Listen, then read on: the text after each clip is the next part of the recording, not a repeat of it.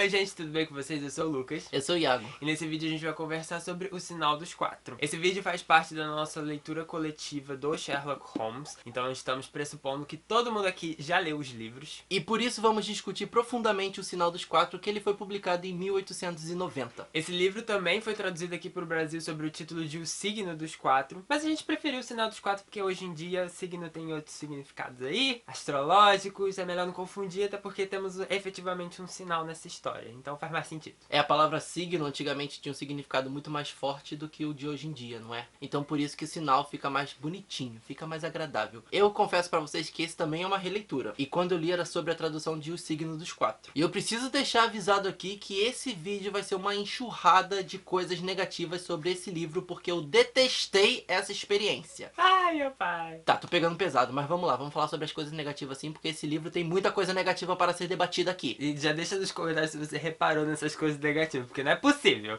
Tem que ter reparado. Na minha opinião, esse livro foi uma grande e enorme cartilha de como os ingleses são superiores, como eles são civilizados, e o resto do mundo que são diferentes dos ingleses, e principalmente os não brancos, são selvagens, são vidas que não importam, são quase animais, e que, meu Deus do céu, como eles conseguem viver essa vida medíocre que eles têm. Nesse livro a gente vai ver principalmente a xenofobia contra indianos e pessoas nascidas da América do Sul. E na verdade, essa parte da xenofobia faz parte até do enredo principal ali da história. Vai mover alguns personagens e vai ter certas discussões ali, mas em vários momentos há descrições pesadíssimas sobre o povo indiano e povos americanos. A gente tem até o personagem que é o do Tonga, que é descrito como um animal. Ele é baixinho, ele é ranzinza, uma moça que o Sherlock encontra com ela e pergunta o que ela viu, ela até descreve ele como um macaco. Então assim, pesados, coisas pesadíssimas. A gente vai até debater sobre o Tonga daqui a pouco, porque tem muitas coisas a serem ditas sobre esse personagem. Mas vamos lá. A primeira vez que a gente viu o racismo nesse livro, a gente ficou tipo, vamos falar isso em vídeo, só que eu acho que não vamos focar sobre isso. Só que quando a história foi se passando, a gente falou, não tem como não falar sobre isso de forma explícita, porque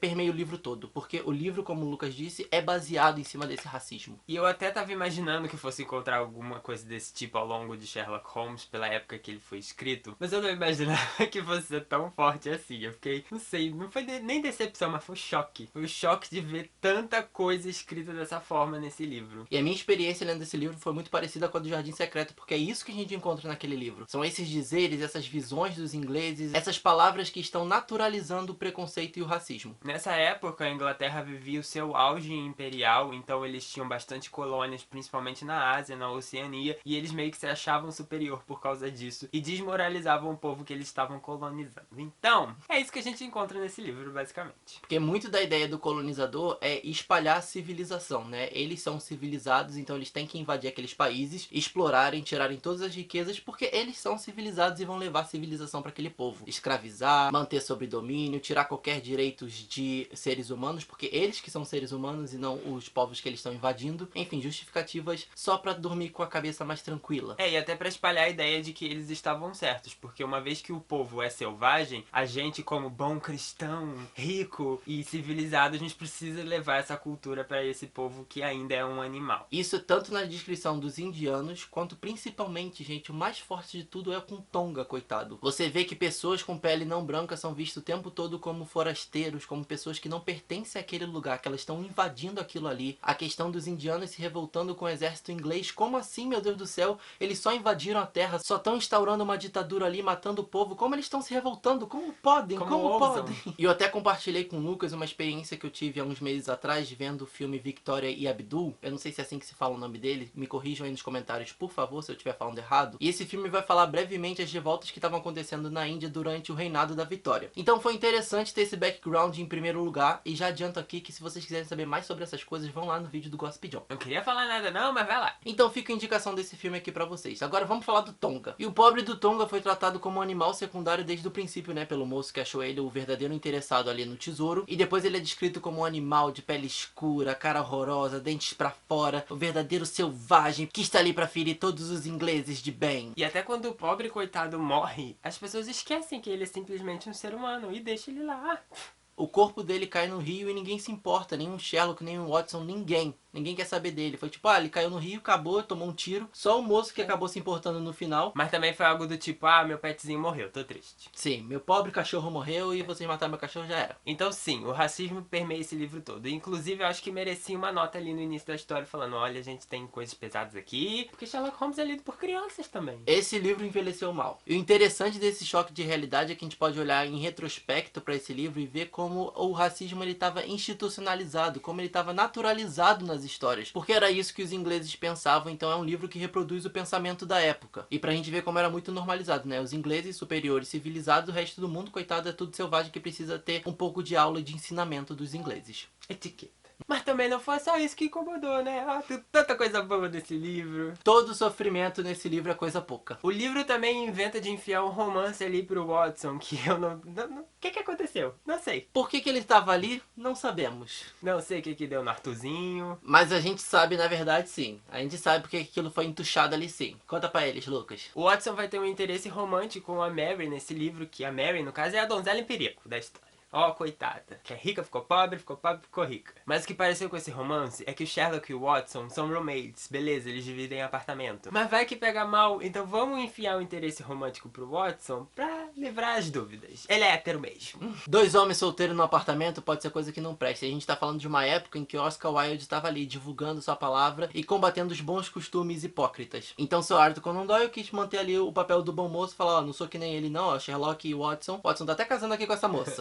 Esquece isso. E isso, além de parecer muito chato na história, porque, gente, o Watson melodramático ali nessa coisa horrível. Que muito isso? Forçado. Mas também traz um problema narrativo, porque a gente nem sentiu como é a convivência desses dois no apartamento. Eles mal ficaram juntos e agora já vão se separar. E que podia ser muito bem explorado com a questão de convivência mesmo, né? O que a convivência com Sherlock se drogando, sendo um chato, causa no Watson muito mais profundo do que a gente viu no Sinal dos Quatro. E o próprio Watson atrapalhando o Sherlock no seu desenvolvimento de pesquisa, essas coisas todas. Mas eu acho que era uma situação que podia ser muito bem explorada e que o Sir Arthur Conan Doyle jogou fora. E já acrescentando ao momento militante desse canal... Não é só esse romance que é um saco e muito chato e muito mal descrito. Nós temos também o Sherlock falando sobre as mulheres, né? Que acaba sendo misógino. Ele diz, não se deve confiar totalmente nas mulheres, nem mesmo nas melhores. A gente sabe que acaba sendo um pensamento da época e principalmente de um personagem comum, o Sherlock, só que é mais uma água nesse copo que tá me irritando, que se chama O Sinal dos Quatro. Vamos tirar esse livro daí, vamos fingir que ele não existiu. E também é péssimo esse desenvolvimento do romance entre o Watson e a Mary, porque quando ela perde o dinheiro, ele fala, ai, que bom que você ficou pobre, e eu posso demonstrar verdadeiramente o meu amor por você e não pelo seu dinheiro, por coisas assim. Ela, então, graças a Deus que eu fiquei pobre mesmo, porque quero ter você ao meu lado. Queridos, vocês podem casar e ser rico ao mesmo tempo, né? Vocês sabem disso. E podem se conhecer também antes de se casar? Mais um choque cultural de realidades aqui. Ai, mas aí vocês podem pensar, nossa, ele detestou, né? Detestei. Mas no caso, eu não.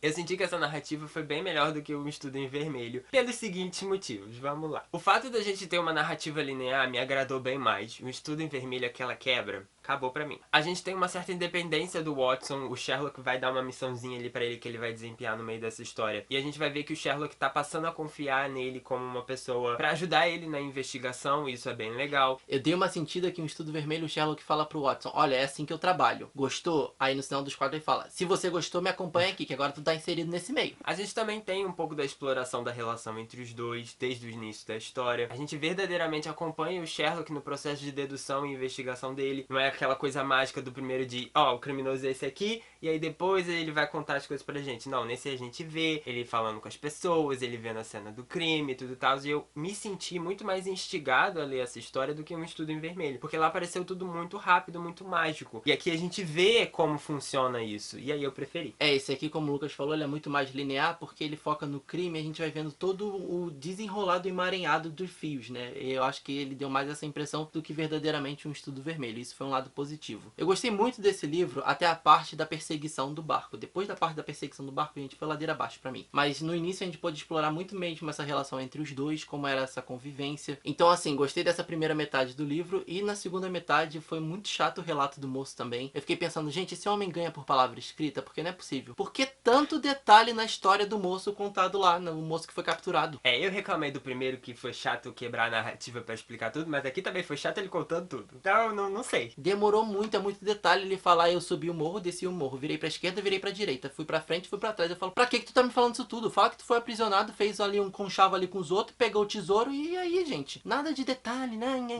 Demorando muito. Outra coisa legal, e eu sabia que era um foreshadowing, no início do livro fala que o Watson publicou o livro Um Estudo em Vermelho. Falei que era um foreshadowing? Ele publicou. E nesse livro a gente vê o Sherlock usando cocaína e eu acho que isso é um tema muito interessante pra gente debater em A Ciência em Sherlock Holmes. Como vocês viram no vídeo passado do Estudo Vermelho, a gente chegou a falar da cocaína, que é um alcaloide de origem vegetal. Mas a gente previu tudo que estaria nesse vídeo, porque ela efetivamente aparece no Sinal dos Quatro. Sir Arthur Conan Doyle falando, vamos deixar a cocaína por fora. Não, bota a cocaína aqui dentro. E vocês já devem estar se perguntando, quem é o traficante do Sherlock Holmes? Como ele consegue ter acesso a essa droga e utilizá-la assim no dia a dia? E eu tenho uma resposta fácil pra vocês. O traficante do Sherlock Holmes era um farmacêutico. Sim, não se assustem, porque naquela época se podia vender cocaína na farmácia. E não só cocaína, outras drogas pesadas também. Drogaria. Existiam vários usos legais para a cocaína naquela época, inclusive uma pastilha contra dor de dente dada para as pequenas crianças, os nossos pimpolhos. Tá com dor de dente? Toma uma pastilha de cocaína. E também a nossa querida e amada Bayer, uma empresa que funciona até hoje em dia, ela foi a inventora da heroína. Na tentativa de buscar uma alternativa contra a morfina que o povo já usava naquele tempo e sabia que era viciante, a Bayer desenvolveu uma fórmula de uma substância chamada heroína em que aliviasse as dores e que tivesse o mesmo efeito da morfina, mas não viciasse. Sabemos que deu errado. Spoiler, vicia sim.